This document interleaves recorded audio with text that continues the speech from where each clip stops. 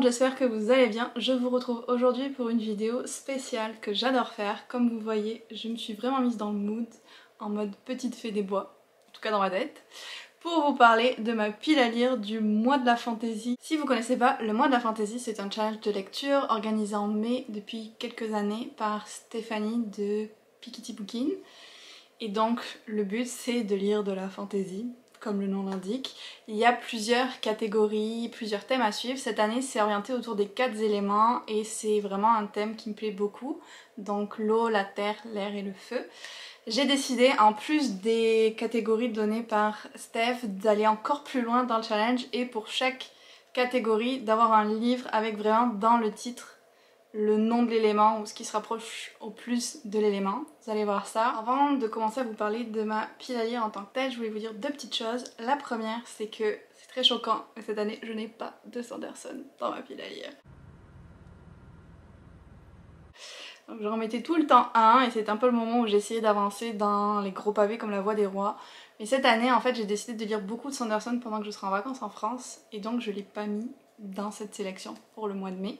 La deuxième chose, c'est que je vous mettrai en barre d'infos toutes les vidéos que j'ai déjà faites sur moi de la fantasy au cas où vous cherchiez des idées de lecture parce qu'à chaque fois, vous le savez, je prévois 3 millions de livres pour les piles à lire et je ne les lis jamais tous. Mais l'envie est là. Maintenant, on peut y aller avec ma pile à lire.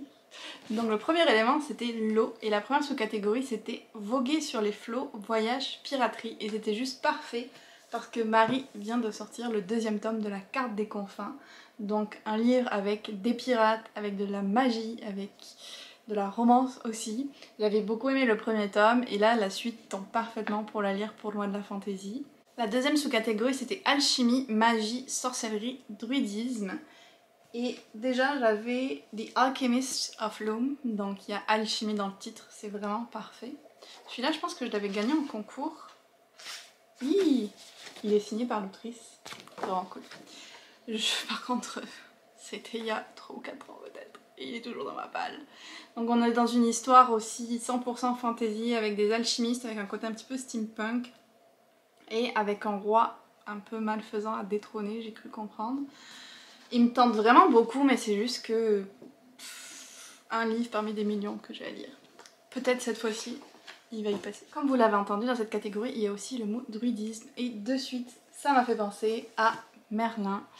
Et justement, j'avais envie de faire un vlog lecture spécial réécriture sur Merlin, Camelot, les Chevaliers de la Table Ronde, tout ça. Donc, j'ai mis 3 des livres que j'avais prévus dans la palle du mois de la fantaisie. On a The Guinevere Deception. Je sais plus comment c'était traduit en français. La tromperie de Guenièvre. Possible que ce soit ça. Donc, plus centré sur Guenièvre, j'imagine. The Other Merlin. Celui-là, c'est une réécriture gender bent, donc avec les genres des personnages inversés et plus LGBTQ de Mythe de la Table Ronde. Pareil, je sais pas exactement à quel moment ça se passe. Et puis, il y a le premier tome d'une très longue série qui s'appelle Merlin de T.A. Barron. Et alors ça, je pensais que c'était du young adulte ou du adulte, mais apparemment c'est du jeunesse.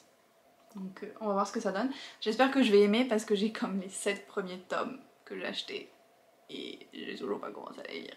Donc ça, ce serait vraiment cool si je pouvais attaquer, au moins de me dire est-ce que ça vaut le coup et je vais continuer la série ou pas. Apparemment c'est quand même un classique dans les réécritures de Merlin.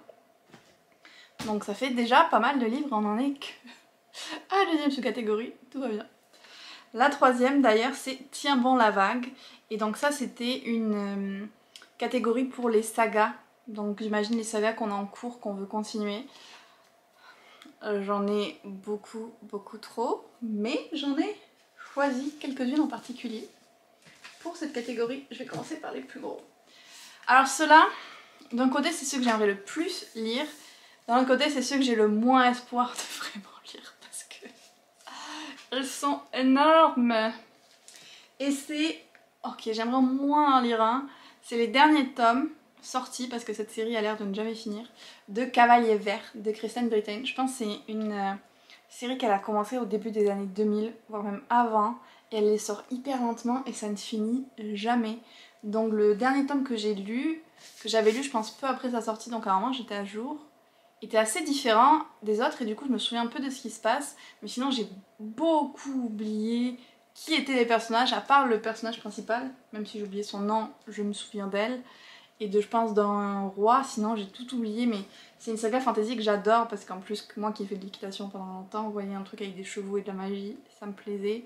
Et même si elle les sort lentement, elle a quand même fini par en sortir 2 sans que je rattrape les choses. Je pense qu'il y a un peu de la flemme aussi, que j'aurais préféré les lire en français, mais je vais essayer. Comme je vous dis, c'est que voilà quoi, voilà.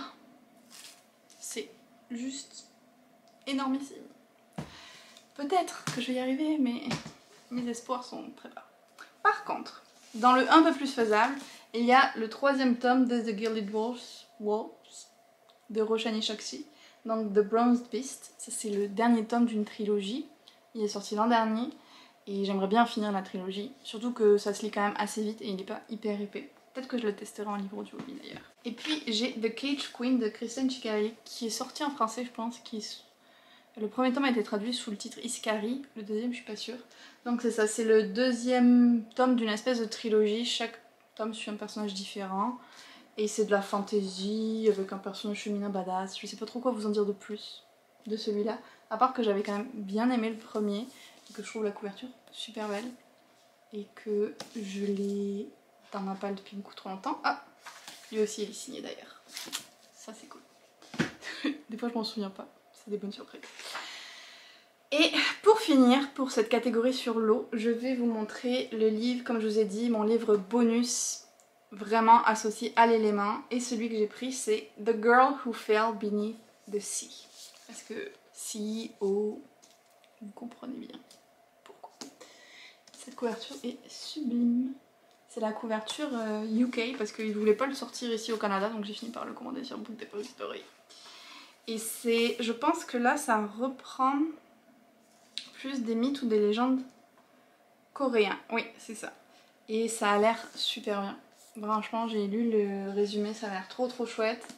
Il est pas très gros, toujours un bon point. Et j'ai hyper hâte de lire, ce sera sûrement une de mes premières lectures celui-là. On passe maintenant au 2e élément qui est la terre. Et la première sous-catégorie c'est tout ce qui est petit peuple, fées, lutins. Et j'ai choisi une BD que j'espère recevoir à temps pour le challenge. C'est Le Jardin des Fées d'Audrey Alouette et je me souviens plus du nom de la dessinatrice, mais c'est la même que celle avec qui elle travaille pour Princesse Sarah que j'adore. Ses dessins sont sublimes. Et c'est l'histoire d'une jeune femme qui est une espèce de gardienne des fées qui doit s'occuper d'elle pour pas qu'elle meure. Et je pense que les fées lui donnent quelque chose en retour, mais j'ai oublié quoi. Je vous aurais mis la couverture du livre ici. Il a l'air trop chouette et j'ai hyper hâte de le lire. Ensuite on a Découvrons le monde, école, apprentissage. Celui-là j'ai un petit peu galéré à trouver, mais j'ai pris Vespertine de Margaret Rogerson. Déjà c'est le seul de l'autrice qui me reste à lire, j'ai lu les 2 autres, je les ai adorés. Et il me semble que le personnage principal dans ce livre, c'est ça, elle est en apprentissage pour devenir une Grey Sister. C'est une nonne qui nettoie qui nettoie les corps des morts pour que leurs âmes puissent passer dans l'au-delà. Donc, je ne me suis pas trompée, dans un coin de mon cerveau, je m'en souvenais quand même, il y a une histoire d'apprentissage. Et je sais qu'elle va devoir, comme malgré elle, s'associer avec une espèce d'esprit maléfique pour sauver son royaume, ou peu importe là où elle habite. En tout cas, j'ai totalement foi en Margaret Rogerson. Franchement, j'aurais pu acheter le livre sans rien lire du tout parce que j'aime beaucoup cette autrice. Mais ça tombe parfaitement pour la catégorie, c'est nickel. La 3e sous-catégorie c'était Les doigts dans la boue pour roman graphique album. Et donc là j'ai pris Spirit, le 2e tome qui va sortir aussi en mai. Je vous ai pris le premier juste pour avoir quelque chose à vous montrer. Mais c'est une histoire de fantôme, donc on est plus dans le côté paranormal, mais vu que là on parle de fantasy au sens large, au sens anglais du terme, ça passe. Une autre BD que j'avais adoré, d'ailleurs le premier tome, j'avais vraiment eu un coup de cœur pour lui. Donc j'ai très hâte de lire la suite.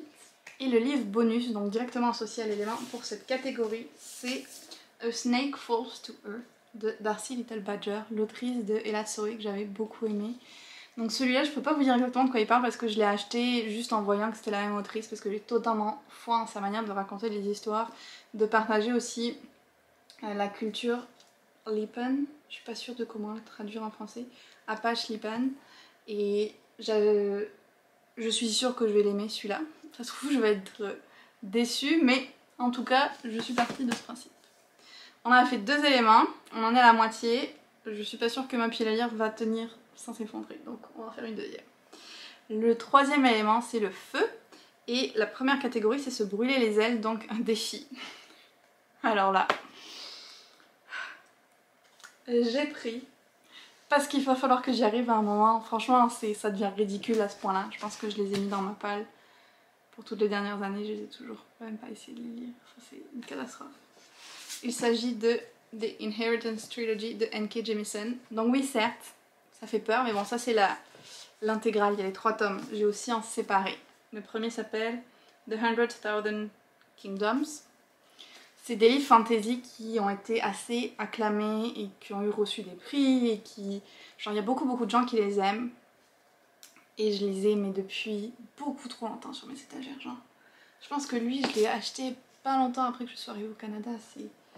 C'est catastrophique. C'est tout simplement catastrophique. Chaque année je me dis que je vais les lire et je ne les lis jamais. J'ai même fait une photo pour Instagram avec ce livre là, je pense il y a 3 ans. Pour vous dire. C'est catastrophique. Donc c'est un vrai défi pour moi de me dire tu vas les lire cette année. J'espère que je vais réussir mon défi. Voilà. Ensuite c'est la catégorie c'est chaud patate pour un pavé une bricasse. Donc la moitié de mes livres en fantasy pourraient correspondre à cette catégorie. On s'entend. Mais j'en ai pris 3 en particulier. Alors le premier c'est Le nom de toute chose de Jen Lyons. J'avais lu l'an dernier, enfin j'avais relu en fait. Pour le mois de la fantasy, le premier tome qui est Le Fléau des Rois, que j'adore. Je l'avais lu en anglais, je l'ai relu en français, je l'ai adoré les 2 fois. Donc là il faudrait que je continue la suite, surtout que je pense que même le 3e tome est sorti en français.